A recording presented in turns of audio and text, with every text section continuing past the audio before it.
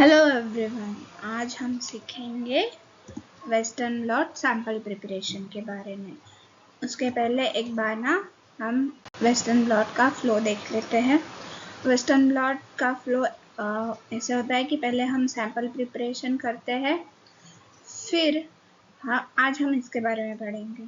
Sample preparation करने के बाद हम प्रिपेयर्ड सैम्पल्स को इलेक्ट्रोफोरेसिस करते हैं ताकि वो हमें जो प्रोटीन चाहिए वो प्रोटीन अपने मॉलिक्यूलर वेट के अनुसार डिफरेंशिएट हो, सेपरेट हो, नॉट डिफरेंशिएट, सेपरेट हो।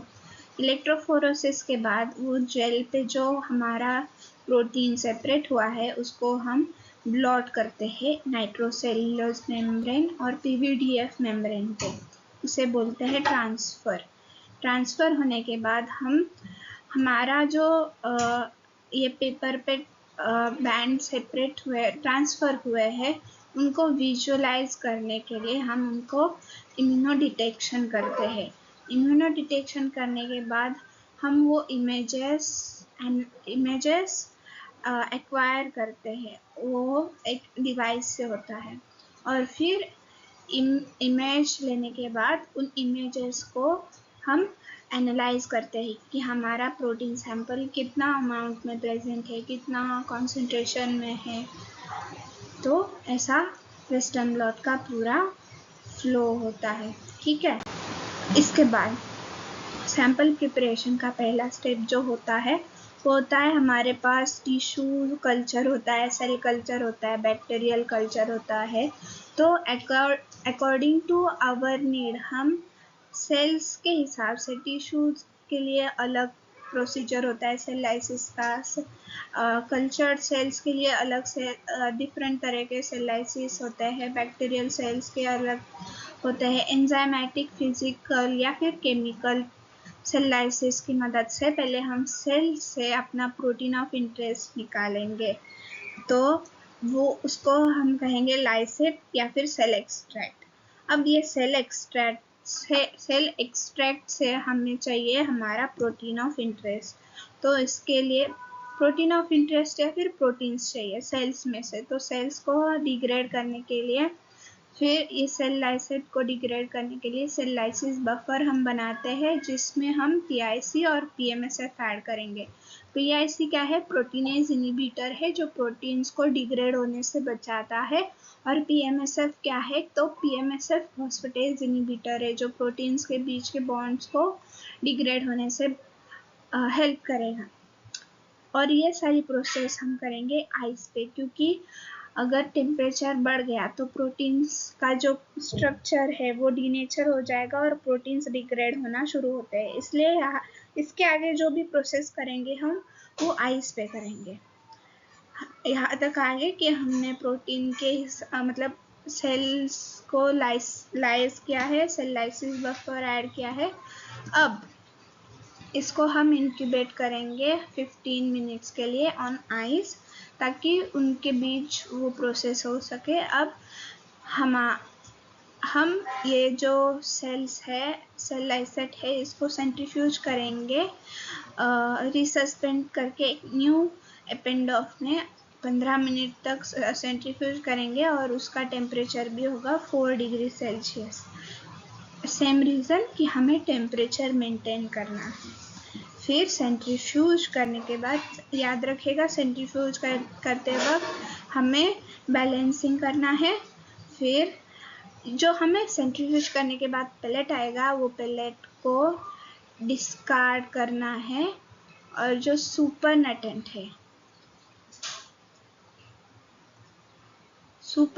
है, हमें सुपरनेटेंट को लेना है, क्योंकि सुपरनेटेंट में हमारा प्रोटीन है और सेल पेलेट में सेल डेब्रिस और जो नॉन इसेंशियल थिंग्स है वो है।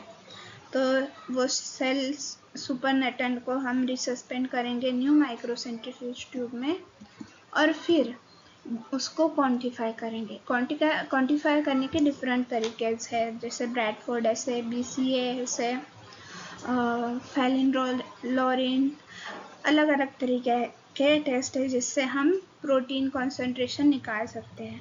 प्रोटीन कॉन्सेंट्रेशन क्यों ज़रूरी है? जब हम इलेक्ट्रोफोरेसिस करेंगे तो हमें पता चलना चाहिए कि हमने कितना सैंपल, कितना प्रोटीन लोड किया है, उसके हिसाब से तो हमें रिजल्ट्स आएंगे और फिर हम क्वांटिफाई कर पाएंगे। इसलिए प्रोटीन्स को क्वांटिफाई करना ज़रूरी है। अब ये ऐसे जो है, ये ऐसे हम परफॉर्म करते हैं, एक तो ट्रिपलेट्स में या फिर क्वाड्रप्लेट्स में। ट्रिपलेट्स में करेंगे या फिर क्वाड्रप्लेट्स में क्यों करेंगे? ताकि हमारा जो पाइपेटिंग एरर हो वो नलिफाई हो सके। ठीक है। ट्रिप्लिकेट्स में बनाने के बाद इसको हम 5 मिनट्स के लिए इंक्यूबेट करेंगे और फिर प्रोटीन कॉन्सेंट्रेशन स्पेक्ट्रोफोटोमीटर से क्वांटिफाई करेंगे। अब अकॉर्डिंग टू हमने जो भी ऐसे चूज़ किया है उसके हिसाब से हमें स्पेक्ट्रोफोटोमीटर में उसका वेवलेंथ सेट करना होगा, फिर ब्लैंक के साथ उसको कैलिब्रेट करना है, फिर ब्लैंक निकालने के बाद हमें बाकी के रीडिंग्स लेना है। रीडिंग्स आने के बाद हमें एक स्टैंडर्ड कर्व निकालना है। स्टैंडर्ड कर्व निकालने के बाद हम अकॉर्डिंगली उस प्रोटीन का y is equal to mx plus c के हिसाब से ये एक स्टैंडर्ड कर्व बनाने के बाद हम ये प्रोटीन का कॉन्सेंट्रेशन फाइंड आउट करेंगे और फिर उसके हमें समझोगा 20 μg का प्रोटीन लोड करना है, तो 20 μg के हिसाब से हम सैंपल प्रिपरेशन करेंगे। अब सैंपल प्रिपरेशन कैसे होता है? 20 μg अगर हमें प्रोटीन सैंपल बनाना है तो उसके हिसाब से हम उसको डाइल्यूट करेंगे, उसके हिसाब से हम उसमें SDS डाई डालेंगे। SDS डाई क्यों डालते हैं? ताकि हम उसको विजुअलाइज कर सके, हम प्रोटीन सैंपल्स को एक डेंसिटी दे सकें।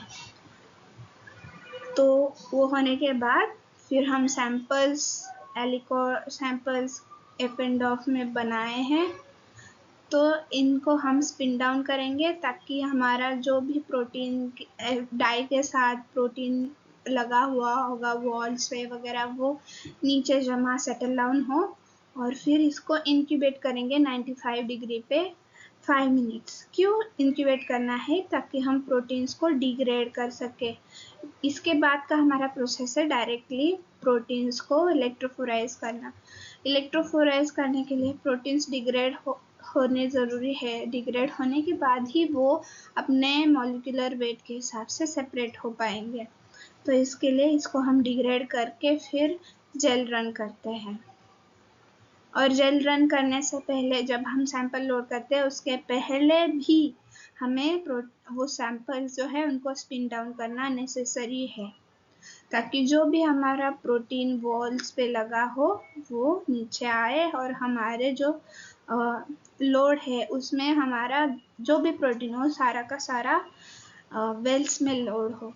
अब इसके बाद तो 2 ऑप्शंस, डायरेक्टली प्रोटीन्स को लोड कर दे या फिर उनको स्टोर कर सकते हैं।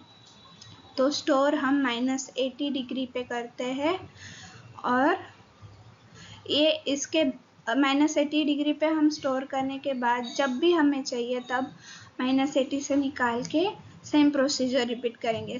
उनको थॉ होने देंगे आइस पे, फिर थॉ होने के बाद उनको डिग्रेड करेंगे 95 पे, फिर स्पिन डाउन करेंगे और फिर लोड करेंगे। सो ये सारी प्रोसेस है सैंपल प्रिपरेशन की जो हम वेस्टर्न ब्लॉटिंग में करते हैं। So thank you. Next episode में मिलते हैं।